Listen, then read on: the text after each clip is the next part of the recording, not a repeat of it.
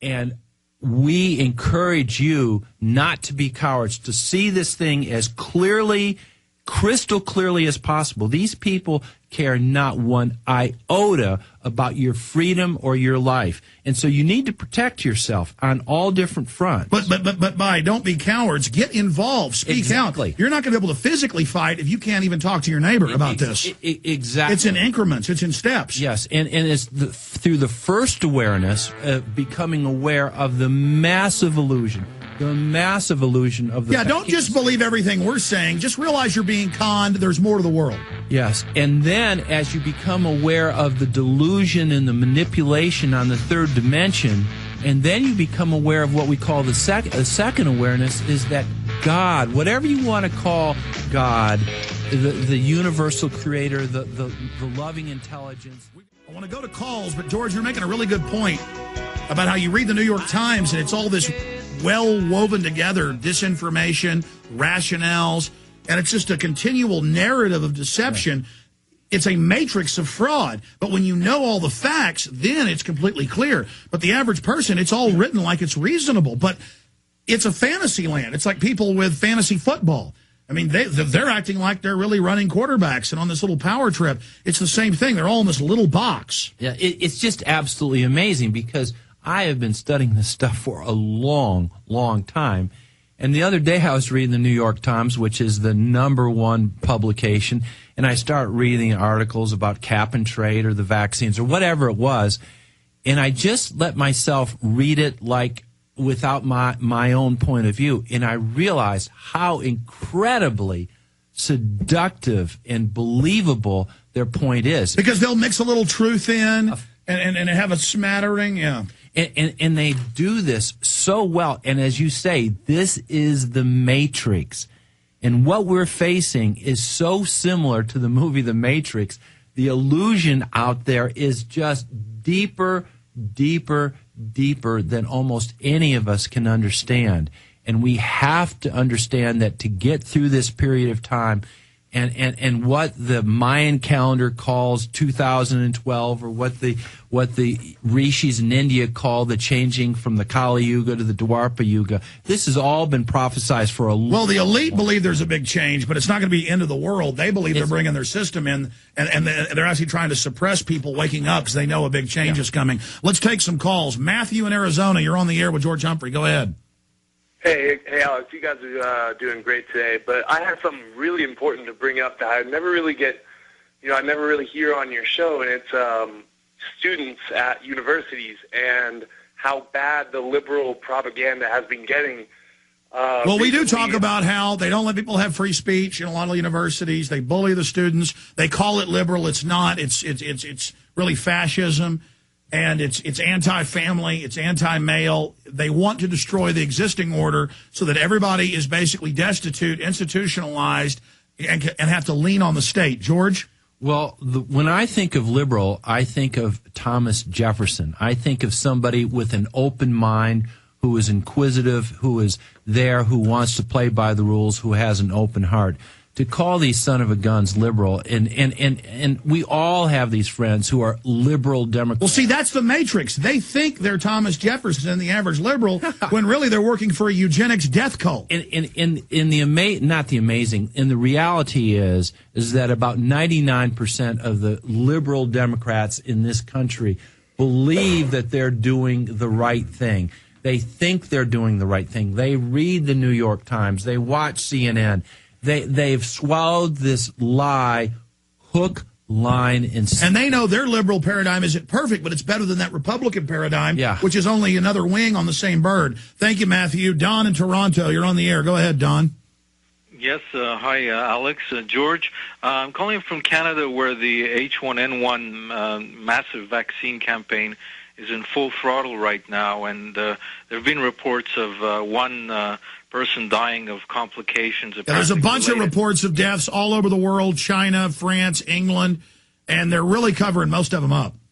And I just wanted to ask you, George, you seem to see more police presence, in Mexico, the army is everywhere due to the fight against the drug cartel. The fight against drug dealers that aren't paying their cut. Does George see increased militarization in North America? There's no question about it. It's already happening. Yeah, that's what we were just talking about. Yeah. We're going to go to break. Thank you so much, Don. Anything else? Well, I just wondered if this H1N1 campaign goes any further and there's more deaths involved. We'll be right back. Continuing with your phone calls, let's talk to Matt in the... Well, you know what? Don was asking about the H1N1 briefly. H1N1 is being used to set up a medical tyranny, to set the precedent, to give us shots. They're now announcing, you're going to have to get a regular flu shot every year and the swine flu. And boosters. And, which is just... Look, even the Mayo Clinic, which is the most establishment organization in this country, is saying they wouldn't take the shots. And those are moral decisions. These are establishment people that I guarantee are getting in trouble for this. Doctors are all over the world saying don't take it, and they still call us conspiracy theorists. That isn't going to hold water. And the amazing thing is, if you look back at the, quote, swine flu, it is not possible for an avian flu to coexist with a mammal flu. And it just doesn't happen in nature. And this is clearly a man-made, genetically modified flu. And now that they're finding strains of the 1918 flu influenza, that they went up a couple of years ago, they went up to Spitsberg, which is some islands north of Iceland. They're controlled by Norway, where they bury these people, and got strains of the flu from people who died up there. And it's suddenly, and I remember 8 years ago when they did that, it was in the news, we said, look out, they're going to bring it back. And then now this dead flu is resurrected. And I think it's going to be really interesting. I don't know what's happening in the Ukraine today, but about 5 or 6 days ago, they got a very virulent flu in the Ukraine. Well, their government is even admitting that they believe that all the different flu vaccines have mutated to form this. Yeah, and so we've got to keep our eye on it. But the most important thing is, don't trust the vaccines. They don't help. They'll make you sick. There's people right here in Austin, Texas, who've taken it and who have become paralyzed. I know a whole bunch of people. Yeah, absolutely. And so the best way to protect yourself is to be healthy, to eat good, clean, organic, raw food. And a lot of sunshine. A lot of sunshine. Get that vitamin D and eat good, clean, organic fruits and vegetables. Let's take one more or two more calls. Matt in the UK, you're on the air. Go ahead. Hi, Alex, and hi, George. Good afternoon. And by the way, Alex, you are growing very rapidly in the UK, by the way, so put your head up high, mate.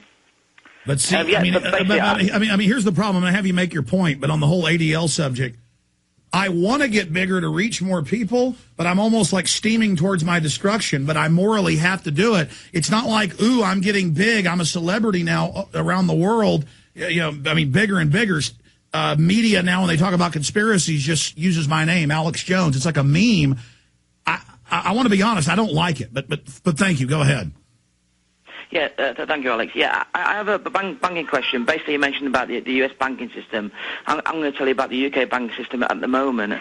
There's millions and millions of people trying to get back their bank charges, and basically the banks aren't even budging. Shops are closing every day in the U.K., but the government keeps saying that growth is here. What do you guys reckon to that one? George, what's your take on the economy deteriorating, people losing their jobs, but the media is saying we've got a great economy? Well, it's very clear is that in the last 5 years, consumer spending has represented 67 to 71% of the whole gross domestic national product. Now, and that was when the unemployment rate was about 4.5%, and the economy was basically humming along. Today, the unemployment, the official rates are 10.25% unemployment. The real number is somewhere between 14.5% to 17% unemployment. Those are the real numbers, and the people who are not fully employed. The amount of debt is not getting better. It's getting worse and worse and worse. We have a huge number of commercial banking mortgage bundles that will be coming up. The second round of residential bundles are coming up, which is what set this thing off in the first George, place. we're out of time. We got Catherine Austin Fitz on the line coming up. First time she's going to be on this. Very excited about that. And I'm sorry to Matt and others holding. You only get about 30 seconds on air. We just ran out of time. But thank you so much, Matt. Keep spreading the word. God bless you. Just kind of freaking me out, though, to realize that this message is getting out like this.